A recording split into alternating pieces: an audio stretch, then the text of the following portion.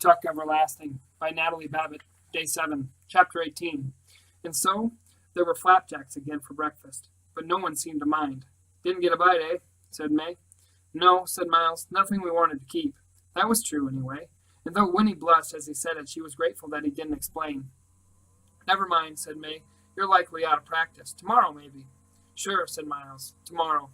But it was the thought of seeing Jessie again that kept Winnie's stomach fluttering.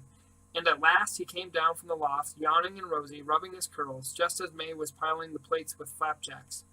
Well, slug-a-bed, she said to him fondly, you come near to missing breakfast. Miles and Winnie been up for hours, out fishing and back already. Oh, said Jessie, his eyes on Miles. Where's the fish, then? How come we got nothing but flapjacks? No luck, said May. They wasn't biting for some reason. Reason is, Miles don't know how to fish, said Jessie. He grinned at Winnie, and she lowered her eyes, her heart thumping. It don't matter, said May. We got plenty without. Come and get your plates, everybody. They sat about in the parlor, as they had the night before. The ceiling swam with bright reflections, and sunlight streamed across the dusty, chip-strewn floor. May surveyed it all and sighed contentedly. Now this is real nice, she said, her fork poised above her plate. Everyone's sitting down together, and having Winnie here. Why, it's just like a party.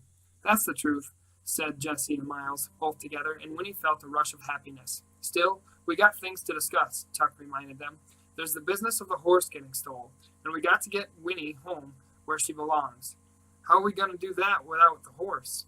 After breakfast, Tuck, May said firmly. Don't spoil a good meal with a lot of talk. We'll get to it soon enough. So they were silent, eating, and this time Winnie licked the syrup from her fingers without pausing to think about it first.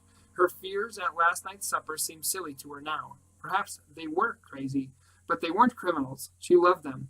They belonged to her. Tuck said, How'd you sleep, child?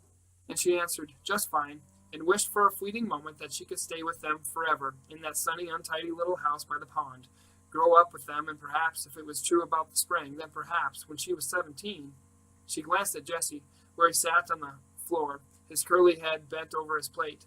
Then she looked at Miles. And then her eyes went to Tuck and lingered on his sad, creased face. It occurred to her that he was the dearest of them all, though she couldn't have explained why she felt that way. However, there wasn't time to wonder, for at that moment someone knocked at the door. It was such an alien sound, so sudden and surprising, that May dropped her fork and everyone looked up, startled. Who's that? Said Tuck. I can't imagine, whispered May. We ain't never had callers in all the years we've been here. The knock came again. I'll go, Ma, said Miles. No, stay where you are, she said. I'll go. She put a plate down carefully on the floor and stood up, straightening her skirts. Then she went to the kitchen and opened the door. Winnie recognized the voice at once. It was a rich and pleasant voice, the man in the yellow suit, and he was saying, Good morning, Mrs. Tuck. It is Mrs. Tuck, isn't it? May I come in? Chapter 19. The man in the yellow suit came into the sunlit parlor. He stood for a moment, looking around them all, May and Miles and Jessie and Tuck and Winnie, too. His face was without expression, but there was something unpleasant behind it that Winnie sensed at once, something that made her instantly suspicious, and yet his voice was mild when he said, You're safe now, Winifred. I've come to take you home. We was going to bring her back directly, ourselves, said Tuck, standing up slowly. She ain't been in no danger. You are Mr. Tuck, I suppose, said the man in the yellow suit. I am, said Tuck formally, his back straighter than usual. Well, you may as well sit down again. You too, Mrs. Tuck. I have a great deal to say and very little time for saying it. May sat down on the edge of the rocker, and Tuck sat too, but his eyes were narrowed. Jessie said uneasily, Who in tarnation do you think you— But Tuck interrupted. Hush, boy. Let him speak his piece. That's wise, said the man in the yellow suit. I'll be as brief as possible. He took off his hat and laid it on the mantel, and then he stood tapping his foot on the littered earth, facing them. His face was smooth and empty. I was born west of here, he began, and all the time I was growing up, my grandmother told me stories. They were wild, unbelievable stories, but I believed them. They involved a dear friend of my grandmother's who married into a very odd family. Married the older of two sons, and they had 2 children. It was after the children were born that she began to see that the family was odd. This friend of my grandmother's, she lived with her husband for 20 years, and strange to say, he never got any older. She did, but he didn't. and neither did his mother or his father or his brother. People began to wonder about that family, and my grandmother's friend decided at last that they were witches, or worse. She left her husband and came with her children to live in my grandmother's house for a short while. Then she moved west. I don't know what became of her, but my mother still remembers playing with the children. They were all about the same age. There was a son and a daughter. Anna, whispered Miles. May burst out. You got no call to come and bring us pain. And Tuck added roughly, You got something to say, you better come to the point and say it. There now, said the man in the yellow suit. He spread his long white fingers in a soothing gesture. Hear me out. As I told you, I was fascinated by my grandmother's stories. People who never grew older. It was fantastic. It took possession of me. I decided to devote my life to finding out if it could be true, and if so, how and why. I went to school. I went to a university. I studied philosophy, metaphysics, even a little medicine. None of it did me any good. Oh, there were ancient legends, but nothing more. I nearly gave it up. It began to seem ridiculous and a waste of time. I went home. My grandmother was very old by then. I took her a present one day, a music box, and when I gave it to her, it reminded her of something. The woman, the mother of the family that didn't grow old, she had a music box. May's hand went to the pocket of her skirt. Her mouth opened, and then she shut it again with a snap. That music box played a very particular tune, the man in the yellow suit went on. My grandmother's friend and her children. Anna? Was that the daughter's name? They heard it so often that they knew it by heart. They taught it to my mother during the short time they lived in the house. We talked about it then, all those years afterward, my mother, my grandmother, and I. My mother was able to remember the melody finely. She taught it to me. That was nearly 20 years ago now, but I kept it in my head. It was a clue. The man in the yellow suit folded his arms and rocked a little. His voice was easy, almost friendly. During those 20 years, he said, I worked at other things, but I couldn't forget the tune or the family that didn't grow older. They haunted my dreams. So a few months ago, I left my home and I started out to look for them, following the route they were said to have taken when they left their farm.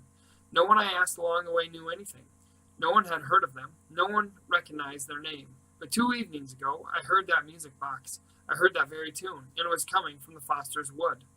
And next morning, early, I saw the family at last, taking Winifred away. I followed, and I heard their story, every word. May's face drained of color. Her mouth hung open. And Tuck said hoarsely, What you going to do? The man in the yellow suit smiled. The Fosters have given me the wood, he said, in exchange for bringing Winifred home. I was the only one who knew where she was, you see, so it was a trade. Yes, I followed you, Mrs. Tuck, and then I took your horse and went directly back. The tension of the parlor was immense. Winnie found that she could scarcely breathe. It was true, then. Or was the man who stood there crazy, too? Horse thief, cried Tuck. Get to the point. What you going to do? It's very simple, said the man in the yellow suit, and as he said this, the smoothness of his face began to loosen a little. A faint flush crept up his neck, and the pitch of his voice lifted, became a fraction higher. Like all magnificent things, it's very simple. The wood and the spring belong to me now. He patted his breast pocket. I have a paper here, all signed and legal, to prove it. I'm going to sell the water. You see, you can't do that, roared Tuck. You got to be out of your mind. The man in the yellow suit frowned. But I'm not going to sell it to just anybody, he protested. Only to certain people, people who deserve it. And it'll be very, very expensive. But who wouldn't give a fortune to live forever? I wouldn't, said Tuck grimly.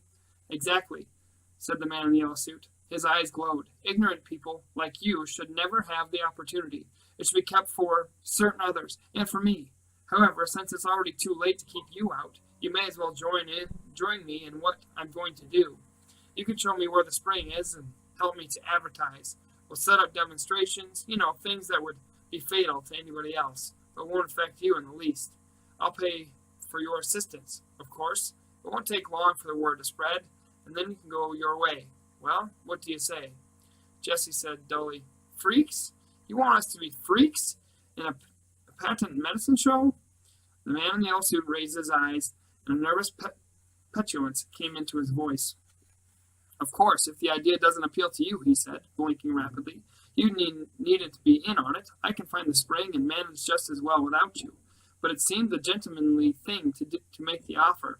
After all, he added, looking around the cluttered room, it would mean you could afford to live like people again instead of pigs. And that was when the tension burst. All four Tucks sprang to their feet at once, while Winnie, very frightened, shrank back in her chair. Tuck cried, "You are a madman, a loony. You can't let no one know about that water. Don't you see what would happen?" "I've given you your chance," shrilled the man in the yellow suit, "and you've refused it." He seized Winnie roughly by the arm and dragged her up out of her chair. "I'll take the child and be on about my business." Tuck began to rave now, his face stretched with horror. "Madman!" he shouted, and Miles and Jessie began to shout too. They crowded after as the man in the yellow suit dragged Winnie through the kitchen to the door. "No," she was screaming, for now at last she hated him. "I won't go with you, I won't." But he opened the door and pushed her out in front of him. His eyes were like blind fire points. His face was twisted. Then the shouting behind them stopped abruptly, and in the midst of the sudden silence came May's voice, flat and cold. "You leave that child be," she said. Winnie stared. May was standing just outside the doorway. She held Tuck's long-forgotten shotgun by the barrel, like a club. The man in the yellow suit smiled, a ghastly smile. "I can't think why you're so upset. Did you really believe you could keep that water for yourselves? Your selfishness is really quite extraordinary, and worse than that, you're stupid. You could have done what I'm about to do, long ago. Now it's too late. Once Winifred drinks some of the water, she'll do just as well for my demonstrations. Even better, children are much more appealing anyway. So you may as well relax. There's nothing you can do to stop me." But he was wrong. May lifted the shotgun. Behind her, Miles gasped, "Ma, no!" But May's face was dark red. "Not Winnie," she said between clenched teeth. "You ain't going to do a thing like that to Winnie, and you ain't going to give out the secret." Her strong arms swung the shotgun round her head like a wheel. The man in the yellow suit jerked away, but it was too late. With a dull cracking sound, the stock of the shotgun smashed into the back of his skull. He dropped like a tree, his face surprised, his eyes wide open.